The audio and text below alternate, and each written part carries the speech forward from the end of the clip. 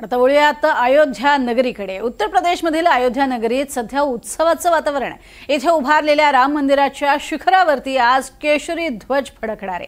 या मंदिराचं बांधकाम पूर्ण झालंय, याचं हे निदर्शक आहे। यासाठी रामनगरीला आकर्षक अशी रोषणाई देखील करण्यात आली आहे। सध्या सुरू असलेल्या 5 दिवसांच्या धार्मिक अनुष्ठानादरम्यान चोख सुरक्षा व्यवस्था देखील ठेवण्यात आली आहे। पंतप्रधान नरेंद्र मोदी हे अयोध्येमध्ये आज दुपारी 12 वाजता राम मंदिराच्या शिखरावरती केशरी ध्वज फडकवणार आहे। त्याआधी ते अयोध्येमध्ये सप्त मंदिर, शेषावतार मंदिर, माता अन्नपूर्णा मंदिर इथेही दर्शन घेतील, पूजा करतील आणि त्यानंतर ते राम दरबार गर्भगृहात जातील आणि रामलल्लाचं दर्शन घेतील।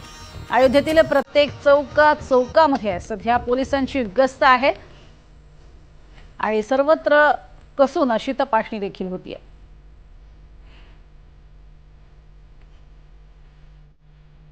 महंत सुधीर दास यांनी या सगळ्या संदर्भात नेमकी काय माहिती दिली आहे ती पाहूया।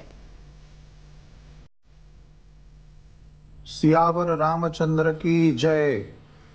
आज पंतप्रधान नरेंद्र मोदी, त्याचप्रमाणे योगी आदित्यनाथ, उत्तर प्रदेश मुख्यमंत्री पूज्य सरसंघचालक मोहनजी भागवत यांच्या शुभहस्ते आज राम जन्मभूमी अयोध्या मंदिरावरती जो अत्यंत भव्य असा सुवर्ण ध्वजस्तंभ त्या ठिकाणी उभारला जातोय, त्याचं अनंत अनंत वैशिष्ट्य त्या ठिकाणी सांगितले।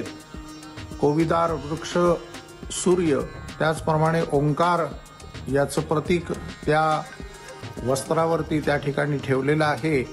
आणि आजच्या या शुभ मुहूर्ताचं जे वैशिष्ट्य आहे तो अत्यंत दुर्लभ असा योग आज या ठिकाणी आहे।